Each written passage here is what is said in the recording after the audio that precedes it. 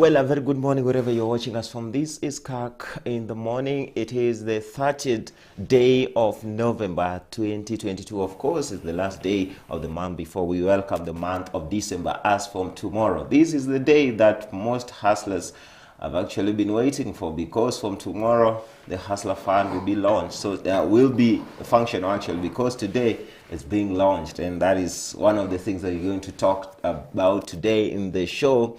But before then, first things first, my name is Vincent Kirosi. I must introduce myself, and today in studio I'm joined by two gentlemen, politicians and political commentators for that matter, one of them being the Honorable Dalmas Otieno. You share a name with a very famous politician, a long time, a seasoned politician from the, from the Nyanza part of Kenya. Are you in any way related to Dalmas Otieno, the former, has been an assistant minister of local government and so many when, Kibaki was in government? Yeah, sure. But we don't share any relationship. It's just a matter of I was named after him, following the fact that he was a very powerful politician. I think by the time I was born, that is back in 1993. Okay. Yeah. So you are called after. Yes. We will see if you have any traits of the great Dalmas Otieno. Before then, in studio I'm also joined by one Stephen Kagoyo. That's a big name. I've struggled to get it from the word go, but Stephen Kagoyo. Karibu sana Stephen Kagoyo. How are you? Thank you very much. Yes. I'm very fine, and I'm very grateful to be here. Thank you once again. You're also a political commentator. Yeah, I'm a political commentator. I'm a politician too, though I'm not in elective politics. Okay. I play the role of the backbenchers. Okay. We are the behind the scenes. Okay. Yeah. You make the politicians to move and tick. Yeah, for that that is it. matter. Okay.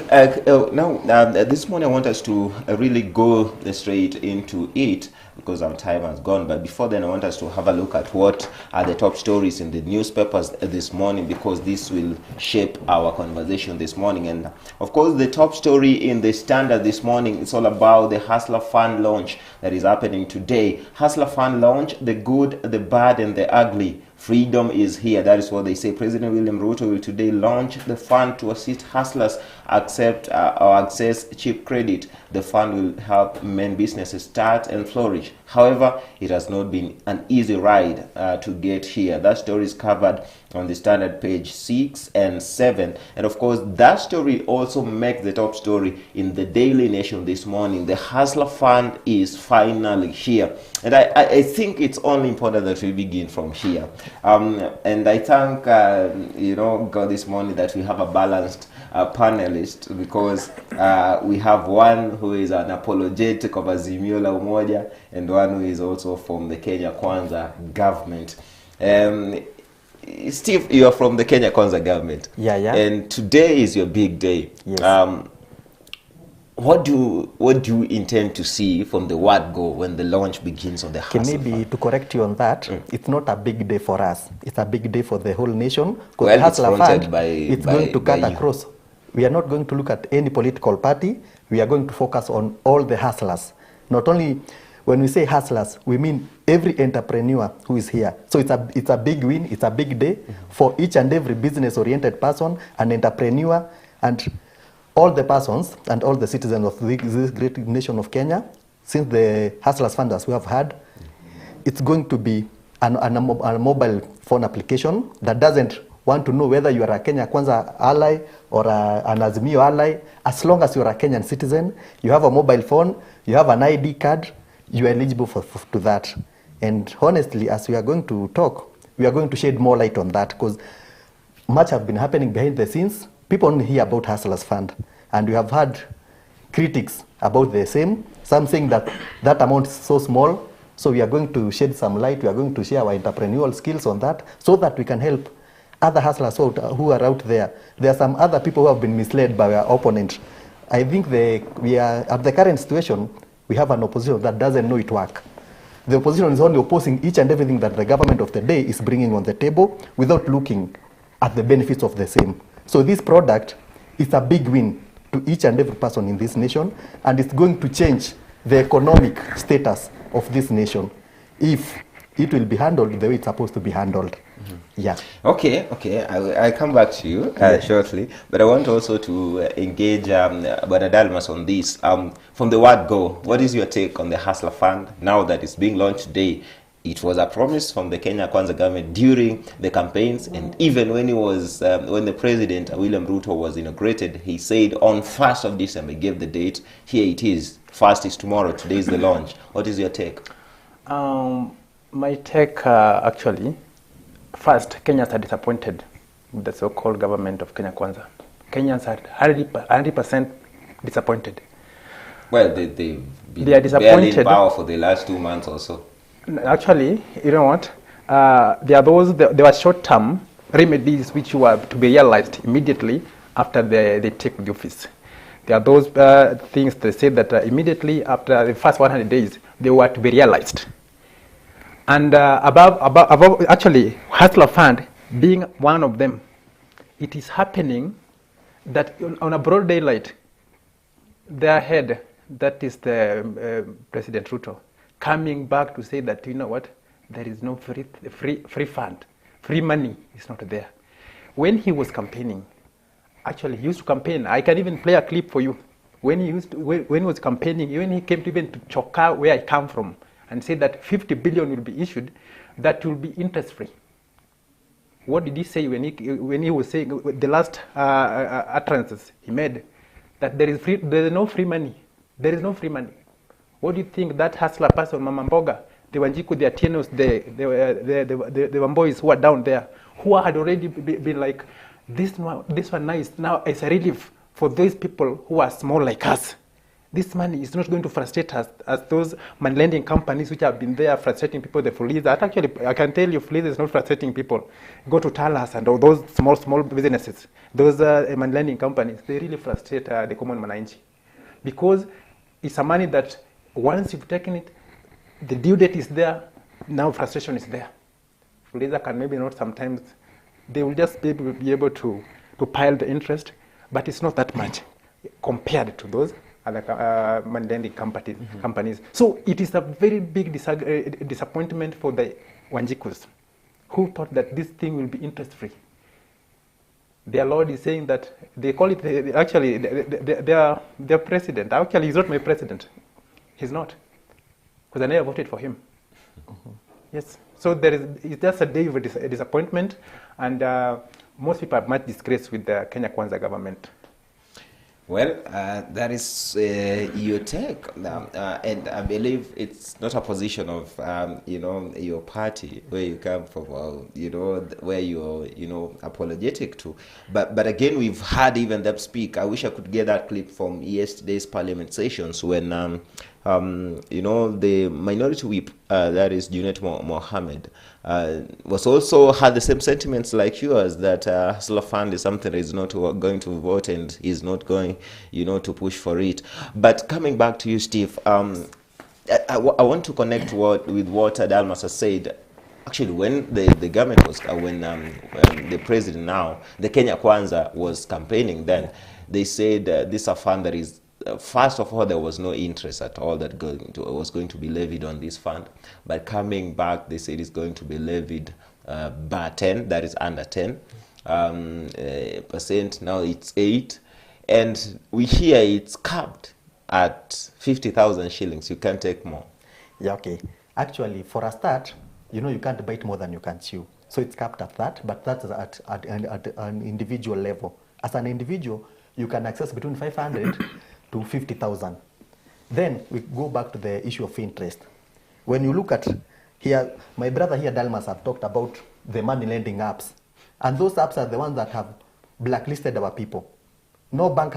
Actually, when you look at the number of persons who are being blacklisted, most of them are being blacklisted by the money lending app. And the money lending app, the interests are as high as 100%. So when we talk of like interest-free, this interest, like His Excellency the President tried to articulate, we also will need operational cost. We'll need sustainability of this fund. So when you charge someone an interest of 8% per annum, you can't even compare it to Fuliza. You can't compare it to any loan or any facility in the country currently. So I think when we talk of 8%, that's a reasonable amount. And putting in mind, this is not like Shylocks that will have to come with security. This is not like banks. The only thing you need is your ID and your phone, and you apply for the loan. You get the loan, you start your business. You get the loan, you boost your business. So when we talk of 8%, there's that commitment and responsibility. You know, you can't just get free things. When you get free things, they won't come with any commitments. So when you talk of 8% interest rate, that means you also need to know that this money will be wired to your phone. There's so much operational cost that will come along with that. But putting in mind that we are giving you that opportunity without caring whether you are being blacklisted, without caring whether you have collateral or not. So we are only giving you an opportunity to start. So I think at 8%, if you divide it per annum, it's less than 0.7%, which you can't get anywhere. So I think with that, with the Hustlers Fund, it's an opportunity to most of us. And one thing I would like to say, my brother Dalmas, I would like to correct you. You did your democracy, you didn't vote for the president, but he's the president currently. And you can't keep on opposing what he does.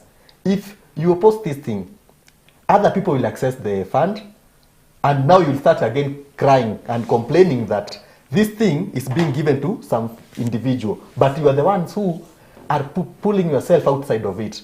My brother here have talked about the minority leader, Junet. If he's saying that this fund is not good, what legislative role has he taken? What steps has he taken to better the fund? You know, you can't oppose something, you only better it. What role are the opposition taking to better this fund? We can criticize it. The 8% might be very high. It might even come as low as 5%, depending with the legislative and the framework that both houses put in place. But our brothers in the opposition are misleading our young people, are misleading their supporters on the ground by saying that this thing can't work. If you are saying that Fuliza is better, and Fuliza charges 1% per day, 1% per day, and you are saying it's better than the Hustlers Fund. If you happen to calculate 1% per day per annum, the thing that you are saying is better than the Hustlers Fund. Where will it lead you? So at least when you are here, you are young, I'm young. Let's try to come out of those political cocoons. Let's break the barrier. Let's be the champions of good leadership and governance through coming up with frameworks, enlightening our people, and giving credit where it's due. For me, and for many hustlers, that if you go to Marikiti, where the root cause of this thing came from, Marikiti here and Mudhurwa, you will get kiosks there that they lend money. You take 1,000, you bring 1,100 in the evening. That's where the root cause of Hustlers Fund came from. If a Mama Mboga, that Atieno, the Boda Boda guy, can take 1,000 and in the evening brings back 1,100 shillings, that's frustrating them. That's the reason why we came up with an option of 8% per annum. Okay? And the more you pay, you borrow and pay, you borrow and pay, you are going to increase your credit score. And I think as we continue with the show, I'll share some of the businesses. You can start with less than 1,000. And those businesses are being carried out here while our people are still politicking, saying that this hustle fund can't work. Okay, let me allow you, give you an opportunity to reply. This is interesting. Yeah, to me it's interesting because we know whoever person actually from my position, let me tell you, number one, this hustler fund is like a petty cash to some people, not even to some people. And actually, I would really like to correct you people by saying that this is like, I don't know what kind of money is this, because even I wonder what even 50,000 can do for someone like, for example, this person wanted to start and run a business, a serious business. We are not actually invested to not only go and open small businesses, which has got no grounds, which cannot even take someone from point A to point B. And when you talk of lending money lending companies, these apps you talk about, and try to go to their parameters, or as in what their prospectus is reading down, the terms and conditions they're giving for one to access their funds. Also try compare them with the Kenya Kwanza thing that this narrative you're coming up with, or lending money to people. First, starting from the word go, the conditions are not favorable. You've already threatened a young person, a country that unequalness is like almost 100%, whereby the gap between the poor and the rich is like almost 100%. A country which the president is almost the richest person in the country, you see. And now you can say, with the level of unequalness, you are coming to tell the Kenyans that this money is going to be given. And actually, when the president himself was campaigning, he said very well. And I still really want to take you back there. Just barely some 3 months ago, when he was campaigning, giving lies to Kenyans. Oh, we are going to do this. We are going to do this. And actually, I'm not surprised with the president, because it's a lot of lies. I can tell you that. I can take you back in 2017. This is the same guy who campaigned with Uhuru Kenyatta, the former president, giving us false promises about the laptops. Tell me if your child has ever had an access to any laptop. No. He promised so many things that which were never fulfilled, So we're just coming from an era of lies. Again, we are now graduating to an era of lies with the same person. And I want to believe Kenyans are very open-eyed people, and they are not going to buy this come the next election. And let's take this one as a lesson for those people who voted for this kind of regime that we are now having, with the kind of I would describe this kind of government that it's a government of you're just going to have 5 years of regret as a nation. And actually, the will of those people who voted for their president, the sober president whom we believed in, who could serve this country well, today, they're also going to live in regret, though they're not going to regret that much, because they knew that the kind of person that already is in power now, they're not surprised with him. Actually, I'm not surprised. And I can tell you still, my president is Raila Amolo Odinga. Yes. Okay. That is my constitutional right, and I can't send any regret behind that. Okay, Mr. Vincent, I guess. Well, let me remind my brother. He has said that the Kenya Kwanza government is a government of lies. Lies. He is here affirming that in less than 100 days, a promise that was promised during the campaign is going to be fulfilled today. The hustlers. Did you live up to your word?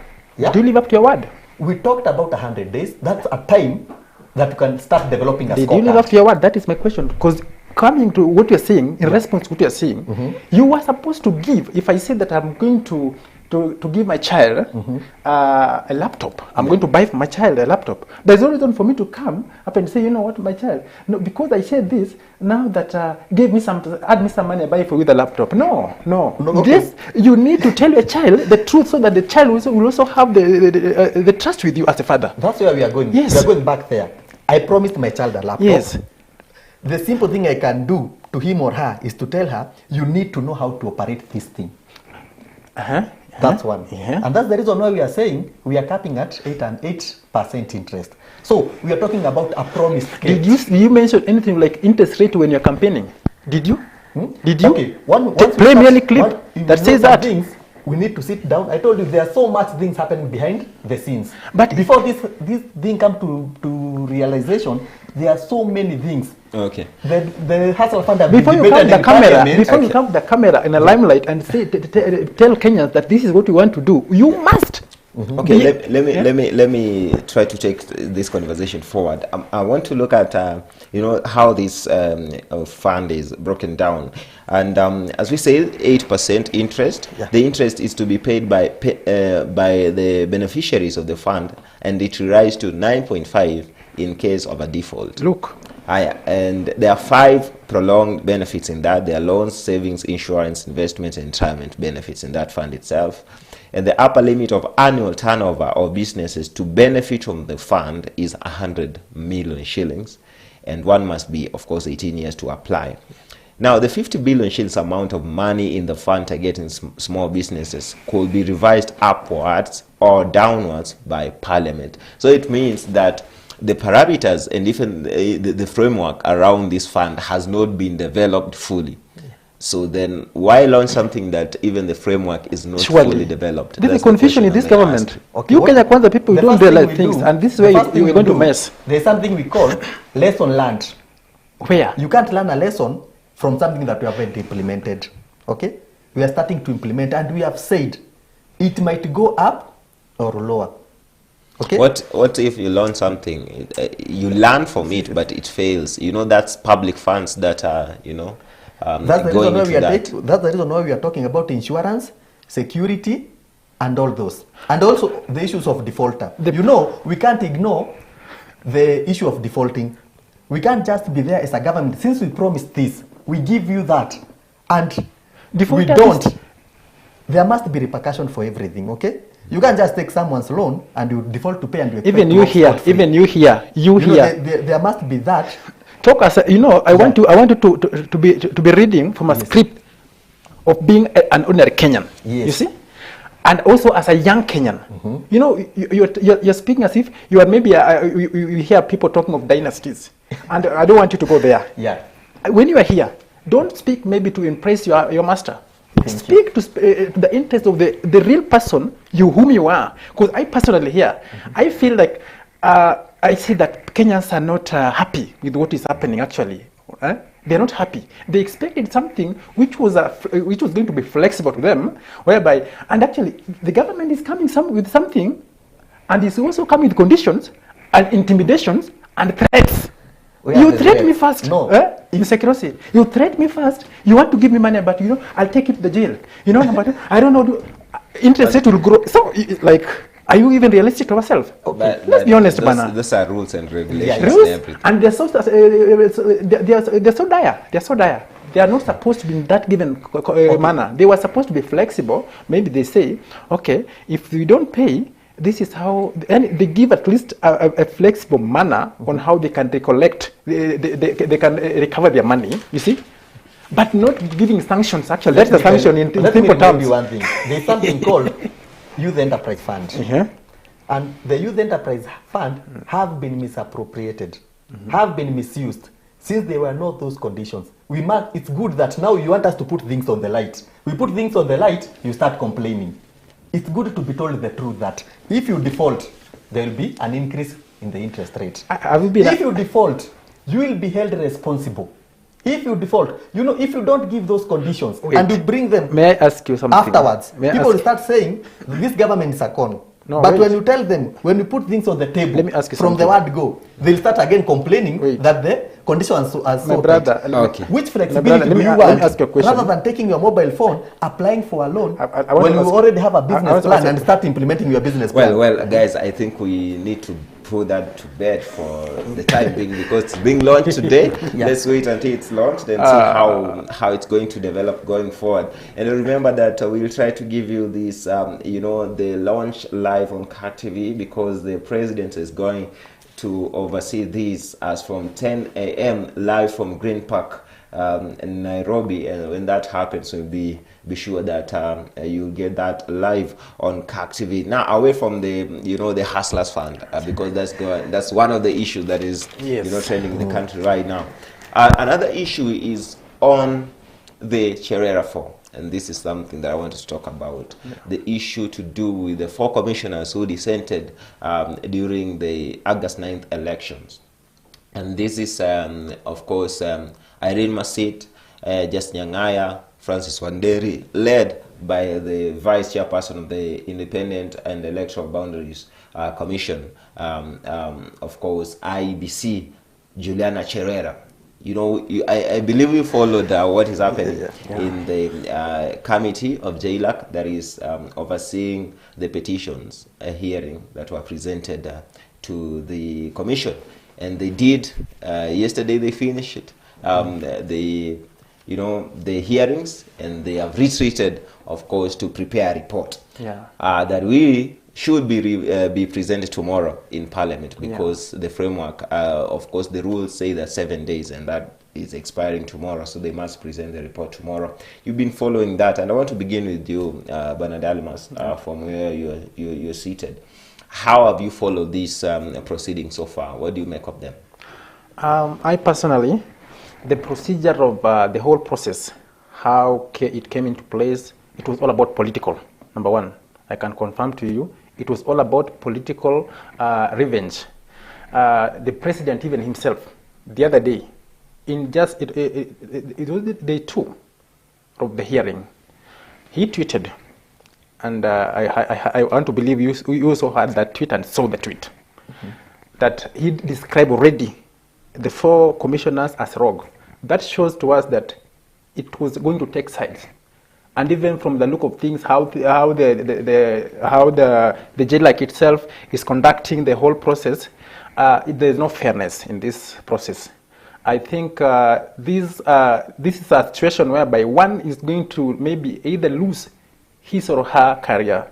You see, you're ending someone's career, so you need to give a constitutional process and we forget about the political part. Then take the real elephant by its horn. How it's supposed to be. Let's not take sides or what. Let's forget about the politics now. Politics happened and it ended. Now it's a matter of following the real question that is now in the room, and we know. Let's follow it procedurally and constitutionally. What was not procedural according to you with the proceedings? In fact, starting from the time allocation only, you could see, how can you give someone, this is someone you want to defend yourself, and I'm giving you 5 minutes to defend yourself. These people actually, even the commissioners themselves, had asked for more time. They were given 14 days at least to prepare a report, or prepare something, how they can defend themselves. They asked that one, and I think constitutionally, if they are allowed, they were supposed to be given that chance to prepare their report and to prepare also themselves for this hearing, if it was supposed to be fair enough to them. And this one was never granted to them. Even the lawyers, their lawyers were never given that time to do the same. Now that shows that there is something that is now being created behind it. And of course, to me, as a common citizen, I would just prefer that they are given fair hearing and let them, they should be listened to. They are also Kenyans. They are also mothers and fathers of somebody in Kenya here. Okay. The seats now, the hearings are closed, unfortunately, and they might not have an opportunity to be heard because they were given an opportunity to appear, and they did not appear. At least as per the proceedings that have taken place for the last few days. What do you make of the proceedings, Bwana Steve? Okay, from the word go, we could read the signs. From the speech at Serena and the speech at KICC, that one closed. We go back to the committee that's doing that. That's a constitutional framework. They knew we have 7 days to do this and this, but they choose not to appear. Why were they doing that? Because they wanted to apply delaying tactics so that now they can start what you are telling us now, that time was not on our side. You had your time, you were called, you didn't appear, then you're here complaining about time. Then another thing, from what I can read from the opposition, it's like now they know what the report entails. This is something that the proceedings have been closed, the committee is going on a recess to write a report, and the opposition is responding as if already they know the report. We don't know what the outcome is. If honestly what you are saying was observed, it will be highlighted on the report. Most definitely, it will be highlighted on the report. Why should we preempt the report that has not been written already?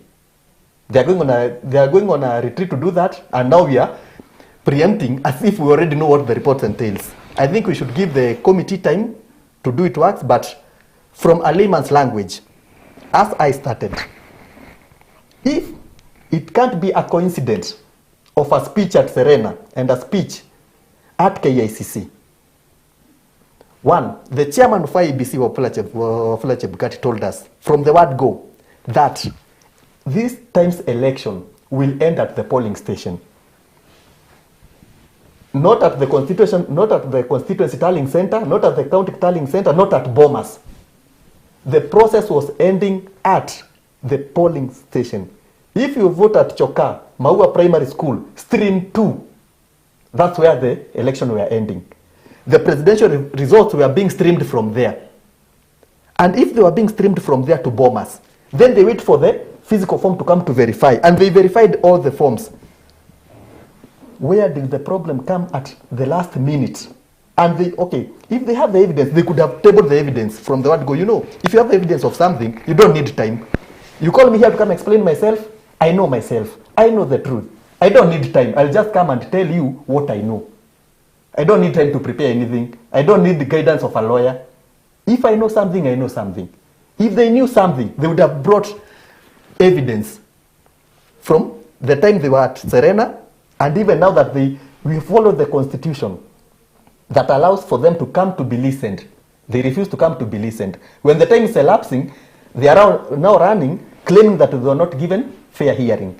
I think if there is something that they should be telling us is the Tondo Primary School stream 2 results were doctored. And that's the reason why we were opposing the presidential results, but not other sides on those shenanigans. We should be focused, and we should try to act professionally. If we are saying about someone's career, if you have a career and you are not professional at it, it will definitely go. That's my stand. Okay, let me bring you in, Mr. Dalmas, and you're from, the side of Azimio la Umoja One Kenya, and they have had issues from the word go when the sittings began. We saw them walk out, they left, and they had issues with that, saying that it was not properly constitutional. They thought it should go to a tribunal and all that.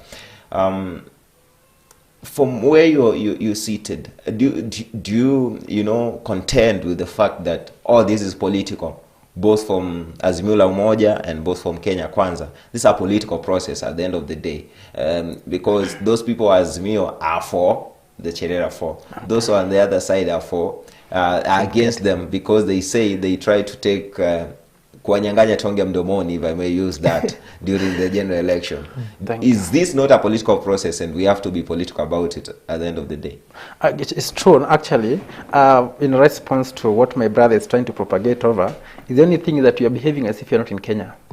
And you're behaving as if you've never... Actually, in Kenya, elections is like life and death. And this is what we first need to revise, we as a nation. Once we'll be able to solve such kind of a menace, actually it's a menace to me, because you can see during elections we must lose people in the name of electoral process. During elections, this is when some of the weird things happen, mostly losing life. I remember the other day we lost the returning officer Embakasi, and which was actually, we condemned that one. Going back to the reality now, this thing to describe this as political, why do you think, if at all, actually it was a clear division that happened.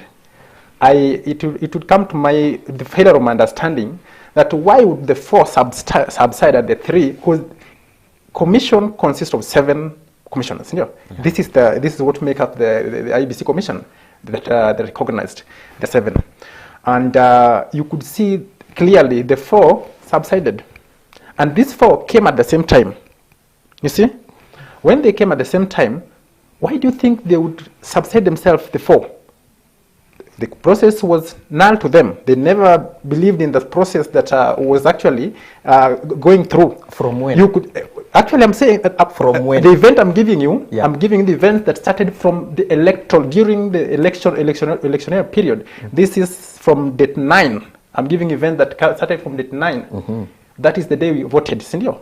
And from there, going onwards, the process, you could see even the Wakina Masit, actually, not Masit, but the Cherera. Cherera is the deputy to Chebukati. What do you think should be assigned a role that is not even in relation to what she's supposed to be doing in the process of electoral election? She was given other duties to carry out, plus other. And Was this she is what comfortable with that? she was not. And when Why she did wait, he- and when why she didn't tried, react from the word go? You know, you can't And wait that- till the last minute. No. You see, She thought- the house is on fire. You see the smoke, you don't respond. The house start burning, you don't respond. When you are burned, it's when now you respond. before Why actually did she have to wait till the you are last not minute? there. You are not there. You know, Yeah. you are not, and actually, you are not you are not a commissioner. Yeah. Neither. You were just a voter. I want to believe by that time. Neither you. Actually, I personally, I was a chief agent. Chief agent, presidential Azimio, actually, Rwai Ward. I personally, yes, and I was able to walk around these things, and I could see the shenanigans which were there, all these shits which were trying to put in place. You see, and at some points I would even make noise. You see, so I'm really trying to tell you from a point of understanding that this shenanigans that is now revolving around all these, the election, whatever, until now where we are today, started not just today. They started actually at 9. Okay, my question to you Yes. was, is this not a political process? It is a political process. Yes, because from your side, from the Azimio side, they are taking the side of the Cherera force. Yes. The Kenya Kwanza are against them, and we know this is because of the outcome of the general elections. So this is political. Whoever's numbers is going to win the day. Don't you think? It's political, and actually I can limit it back a little bit. Why do you think the Cherera 4, the guys, the petitioners themselves, are not coming from, none of them is coming from the Azimio side. None of them. You see? From Langat and whoever the petitioners are, they are not coming from our faction. All these people are coming from Kenya Kwanza position. And you can see, why do you think, to us, actually we thought that elections were done and it was over. Shit happened the way it happened, and we are now forgetting about it. We are now buying the shit. Let me remind you to mind your language. We are on live TV. Okay. Whichever happened. Now here, you find that the people from our faction has not filed any petition. You see, there is not anybody who has filed a petition. To mean, we believe that it was a democratic thing, and if democracy did not work to our favor, then let it work for the other people's favor. And of course, it worked for Kenya Kwanza now. We've agreed and moved on. You see, even if we believe in, we live in denial like me, I believe the Kenya Kwanza president is not my president. I agreed and moved on. And I think that is the constitutional way. It is my democratic right to agree or disagree, but in which way? If I don't cause any mayhem, if I don't abuse anybody, if I don't beat anybody, I just walk my way. I think that is also the best way. And right. Wait, before you cut me short. Now you can see the Chebukati and the other two commissioners. Also, if at all it was anything to go by, we would also be filing a petition seeking for their removal. And actually, even that time, actually, this month or in March, or? No. In which? This is their second year. No, I'm talking They have about 6 the years. three. no, the three. Yeah, the three will be exiting Exiting. January, you see. So to us, if at all we were still would still want to politic this thing, we'd also be requesting filing petitions to seek for their removal. But and you can see you're not doing it. That has happened already. We know there's a petition Yes. in Parliament, Yeah. in the Speaker's desk, Yes. to have Chebukati and the other three to also exit, to be sent out of office early in time. We know there's a petition, although it has not gone through the process yet. Yes. But I want to bring you in, Steve. I know you want to respond to what he said. Yeah. But I also want to bring up an issue here. Even from the side of Kenya Kwanza, why should they push for the 4 to go when we know that we have by-elections coming up in January, in several parts of the country. Even in early December. Yes, we have by-elections coming in. Why? What? Because this is going to cause, it will be a constitutional crisis because we will not have a commission in place at all. Okay, maybe before I answer that, I want to go back to my brother Dalmas. You stated very clearly that you were a presidential agent. Yes. From the 2017 presidential petitions, there are some things that the IEBC learned, and they changed a lot of things. you being a presidential agent, I guess you knew there was a lawyer, a standby lawyer. In every constitution, in every constituency, we had a presidential lawyer to help curb those things that you are calling, those shenanigans and those petty things that were happening at the polling station and maybe at the constituency level. Were you aware of that? Of course I was there, and I know. If at all you didn't believe in the process, that could have came out early enough from different constituencies. You don't wait we made noise. till things are out of hand. We made noise. If you made noise, we made noise. And that is why we were able to file even a petition, which at the end of the day was called an hot air. And that. Do you know why it was called a hot air? There was a reason we had a lawyer in every constituency. So that if you notice anything fishy going on, you alert your lawyer comes in. If it's something that was as bad as you want the world to believe, that constituency results could have been paused or suspended for a moment if the claims and the allegations had weight enough. But you can't just come out and say people are being bribed, and you can't justify that. You can't come and say that the process was not free and fair, yet you can't justify that. Let me put that to rest. We tabled that one. Let's go to what you are saying about the by-elections. Yes, I'm looking at the constitutionalism of having these guys out of office when we have by-elections coming up. Yes. Most commissioners mostly play a role when we are doing the presidential tallings and presidential results. For the by-election, I think the biggest by-election we have is for the county, which ends at the county tallying center. So the commissioners won't affect the by-elections that are upcoming.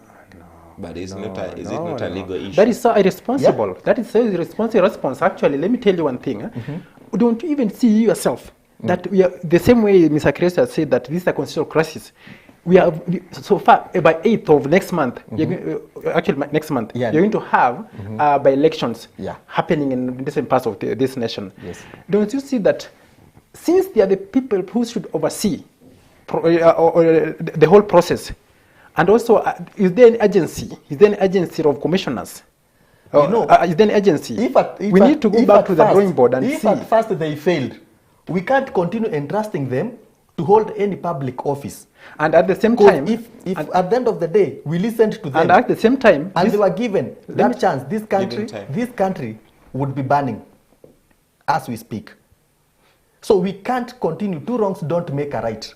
We can't continue making wrongs while hiding behind a constitutional crisis. That's what Azimio wants to do. But I think you've also taken side and judged already that the outcome. The outcome of the report that is going to be tabled in No, I've not judged. I've just already said that they wronged. Yeah, you know, the reason I said that, from the word go, I want to look this thing from a layman's way of view. If you are the one coming to announce to us, then at the end of the day you tell us this process was not fair, then you are serving us the wrong food. You know that this food is bad and you serve us, you wait for us to eat. When we start getting cholera, it's the time now you start telling us that food was not good. We can't entrust them if by that small mandate, currently they are being vetted. We are waiting for a report to come out. We can't entrust them with another election unless you're not answering the question. I think you've not answered the question that you were asked. You've been asked, why do you think there's a rush when the three commissioners are existing and you at the same time now fighting for the removal of the four? Whom do you expect to be oversighting all this process? Let me answer you very simple. Answer me. First, the by-elections that are to be carried out by 8th December were actually announced before 8th. So that everything was in place for the by-election that are supposed to be held by 8th of December. The ones that should be looked at the by-elections that are coming early next year. And I believe by then we'll have had the report and have gotten the way forward. You know, this matter, I don't think whether we should be treating it as emergency. Okay, guys, there was no emergency in this process. I wanted to take a break. We are coming back with a clip because I know Azimio had plan of going back to the people today to begin what they call public engagement on the issue of the Cherera form, but they postponed that to 7th, citing the ongoing exams as the reason. But again, we know that the president has had his voice on this again, because I want us to play that clip when we come back, and then we'll talk about that and see the way forward before even we look at other issues here, especially the issue to do with the maize importation. Don't go away. Remember that you can weigh in on this conversation on our social media, Kirk TV Kenya on Facebook, Kirk TV Kenya on Twitter, and of course on our SMS number 0311220044, and we'll be able to look at your feedback as we continue with this conversation. Don't go away. We'll be right back to look at what the president had to say pertaining the the reasoning behind Azimio's public engagement meetings.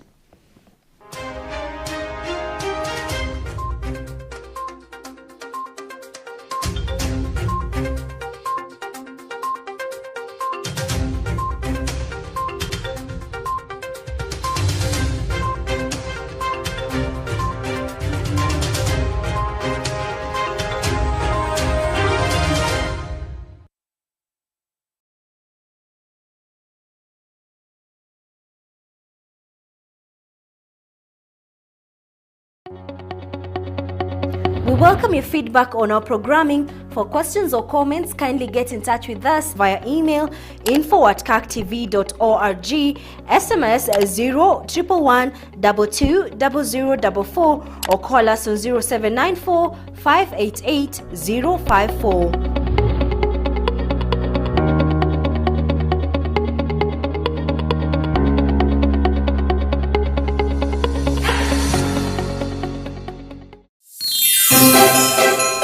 Christmas already here at Kirk TV. Are you a business looking to advertise your brand and products to potential customers? Are you looking to improve your sales as we end the year? Starting this October till January 31st, 2023, we are offering you, our customer, various discounts up to 50% off our advertising rates. Imagine paying half the price to reach customers countrywide. Usiwachwe nyuma hii krisi. Call our sales teams now on 0738-278-506 or 0739-971-607. Contact us on email bnkogie@kirktv.org or munyoroku@kirktv.org for more information. Hurry and book now. Pamoja tuvuke mwaka. It's the Kirk TV and your advert bonanza.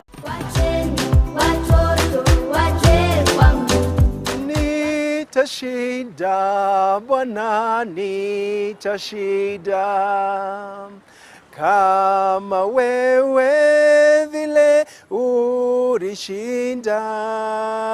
Nitapitia mapitioni mwako, nimeanza Bwana, nitashinda. Surely lazima tutashinda, because our God is an overcomer. Therefore, we welcome you once again in this wonderful moment that our dear God has granted to us to celebrate another week of Church School Week in the whole church of the PCEA. It is starting from the 28th up to the 4th of December. Therefore, join us in Kirk TV, YouTube, Facebook, Kirk TV Kenya. That's where you'll be getting most of our programs, that is morning devotion, daytime programs, evenings programs, and epilogues. Our children are really blessed, therefore they will be blessing you. Welcome, and God will bless you. But the disciples rebuked them. Jesus said, "Let the little children come to me, and do not hinder them, for the kingdom of heaven." It's Christmas already here at Kirk TV, the season of cheer and goodies. Are you a church organization and would like to air your end of year and new year services? Are you thinking of reaching a wider audience and showcasing your Christmas cantatas and concerts? Have you thought about showcasing your Sunday school services to the entire country? Then, Kirk TV is offering you the end-year advert bonanza. We will cover and broadcast all the above events at up to 50% off our normal rates starting this October till January 2023. Usiwachwe nyuma hii Krisi.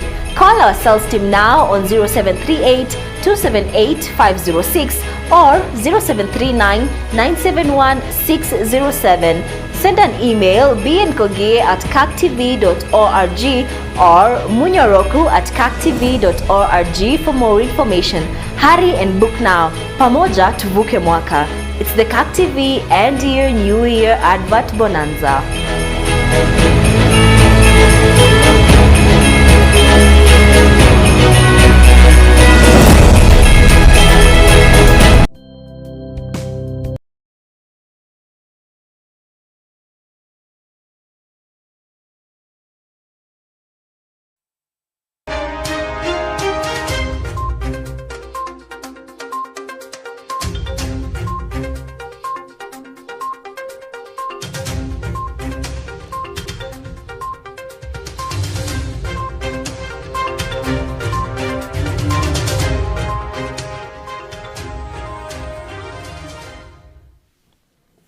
All right, welcome back. This is Kirk in the morning, of course, looking at the state of the nation, the issues that are trending and the issues that affect the nation right about now. We've talked about the Hustler Fund. It's about to be launched this morning by His Excellency President William Ruto, and we'll try to bring that live to you on our television. But before then, we also have to look at at other issues, and the issue here is all about the Cherera 4. That's the 4 commissioners who dissented during the just concluded general elections, and we know that there have been petitions that were brought into parliament by 4 Kenyans, that is 3 individuals and 1 political party, that have been listened to. The process happened today. Parliament, the committee is retreating to prepare a report that will be tabled tomorrow according to the regulations. But the president had a say when Azimio said they are going to go to, to the people, to the, I don't know if it's streets. When you talk to them, they say it's not about streets, it's engaging people, it's not maandamano. But they were beginning that today in Kamkunji. But they postponed that, saying, citing the ongoing national exams as the reason as to why. But I want us to listen to what the president had to say, concerning that, and then we conclude this conversation and look at the issue to do with the maize importation. I want to say with utmost respect that we need time as a country to rebuild our economy. We are now beginning to see signs of the international community coming around and working with us. Say, for the avoidance of doubt, I have lived through many threats, blackmail, and intimidation. So nobody is going to threaten me or blackmail me to do the things they want. I will do the things the people of Kenya want.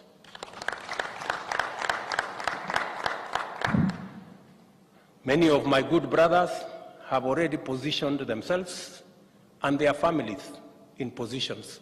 Let them give me an opportunity to try and secure jobs for the rest of Kenyans who are not members of their families.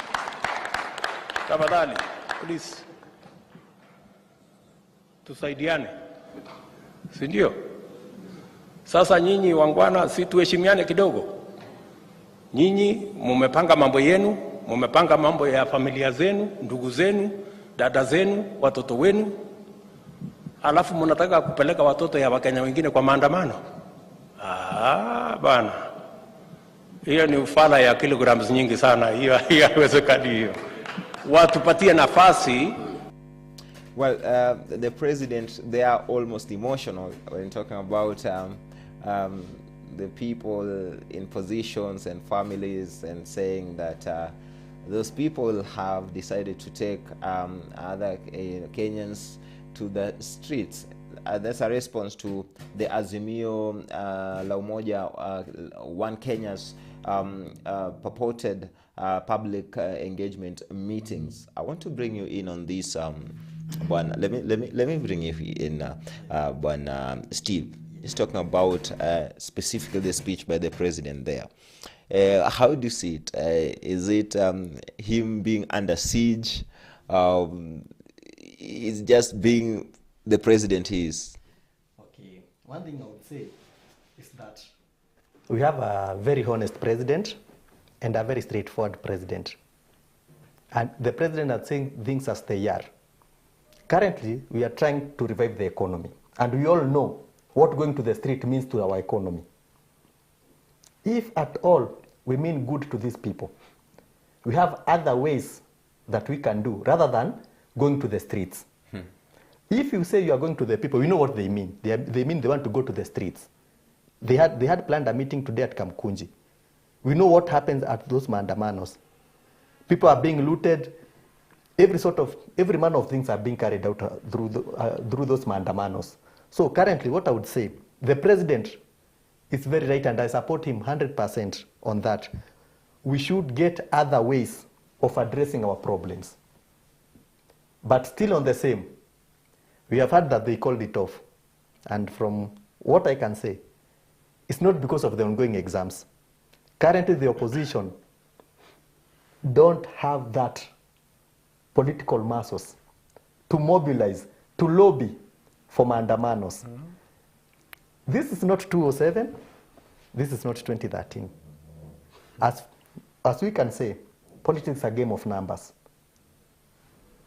The Azimio side doesn't have numbers, either on the streets or on both houses. That's one thing. Dalmas, yes. Why do you think Azimio la Umoja called off the public engagement meetings that are scheduled to begin today? And following the current situation that we are, we know very well that our kids are doing exams. And a democratic person, someone who understands what democracy is, and also understand that they have children who are in school. You see, someone who qualifies to be a mother or a father should actually use common sense up there. There is nothing like negotiation. So Raila Amolo Odinga, being our leader, he also came down to his senses actually and talked to us. You see, he said that, you know what, right now is not the right time. And since you also people who understand, we said that actually it was an engagement we made there at our chambers, just locally. And we came to an understanding that we should now allow the children do their exams first. Then from there, we can now go back and continue with our agendas we had. There's talk that actually there is a bigger force in that. And this is the former president, Uhuru Kenyatta, who asked the Azimio la Umoja leader to not go on with the public engagement. There's talk that could be the issue. Not really. What we know is that, and even going to the street does not mean that we are going to sabotage anything. We are just going to remind the government of the day that this is their mandate and this is what indeed they're supposed to be doing. Actually, you could see the reasons why we had decided to be going to the street.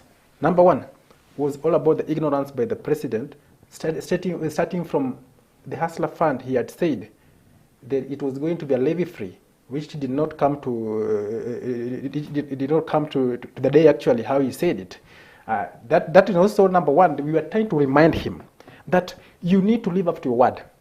A leader, or rather a good father, is that father who will always be telling the truth to the children. You lie today here, you lie to the child. Then when you find your child lying to someone else, will you complain? You can't complain because you're the one who has never kept his word. You see. So number one, that is number one. The Hustler Fund. The issue actually was to do with the Cherera Commission. And actually, no, Cherera was one of them. The Hustler Fund, the Cherera and even the maize importation, which were, and again, number one, the GMO. These were the facts which we were actually trying to touch on. How would you actually want to, these GMO things, actually, I want to believe we are going to talk about this. These are the stalemates which are there before. In 2013, even those two previous regimes that has served, All these were before the parliament. Do you agree that you don't have the muscle anymore We are energetic. to lobby the people? I'm telling you, we are energetic, and you'll believe. Trust me, take this one from me. But you will see. And let me tell you one thing. To me, I believe that you people never won the elections. I know. And I'm telling you this. By the virtue that you wait 7th of next month, you'll see. There You'll seems to believe. be there seems to be division in Azimio itself. We've seen some leaders, even from Nyanza yesterday. The students said we are not going to be united whenever we are going to the streets, whenever we are doing elections. But when it comes to positions in parliament, we are divided. Wait. There seems to be division in Azimio itself. No, those are even in the Kenya Kwanza. There are divisions. Even in Kenya Kwanza, it's just that how you solving your problems. That's the best way. That's the only way. You know, you can even you yourself, Mr. Cross, you might be having a problem with your wife at home, and it doesn't mean that you have to fight. You have to come to the cameras. You show people that you're fighting. That is, or rather, these things are there. Even Kenya Kwanza, they are there. They're just trying to cool their temperatures down, but they are in problems. We ask as in also, they are just mere problems there. Only that you are washing your Of course, it's just a matter of knowing how you clean your messes in the house, right? And actually, that is everywhere. Misunderstandings are there, but we will always be having amicable way of handling such kind of situations. Thank you. And from your part, a short one okay, before we transit in the conversation. Okay. Okay. From what you have said, we need to have amicable ways of solving our problems. When the Azimio La Umoja leadership called for a press conference, the president responded. That means the point was at home. Why should you go to the street and to affirm the point that is already at home? That's one. Let me ask the issue of the Cherera 4 was there before. They tried to organize some few maandamano through leaders kina Mheshimiwa sijui kina nani. They marched to Anniversary Tower 2 days. They got tired. No one was showing up. People are angry. People are tired. People are so sick of the political climate, and they want to cool the temperature so that they can focus on building their lives. People want to better their lives. Our tiredness now is going to be expressed 7th of next month. You will see that indeed Kenyans are tired. What do you plan to do on 7th? Of course, we are going to have mass action, and we are going to remind, we are going to tell them that this is what we want, because we'll always be having the writings on the placards, and also walking, and we are just not going to interfere with anything, but we're just going to have a mass action. Yes. All right. It is our constitutional right. Not dwell on that. I want us to put to bed that bed. issue and look at the issue to do with the maize importation. It has been an issue in the country for the past few weeks or so, but yesterday it seems that the cloud a little bit was, it came down because the Cabinet Secretary for Agriculture, Mithika Linturi, said that the government is not going to import maize from outside, at least until February next year. And I want us to listen to that statement that was read in Parliament by the Leader Majority, Kimani Ichung'wah, the statement that seemed to bring, into a close for a moment the issue to do with maize importation. Let's listen to that bite, then we continue the conversation. Has recommended to the cabinet to approve for 3 months period duty-free importation of 900,000 metric tons, that is 10 million by 90 kg bags of white maize by registered millers,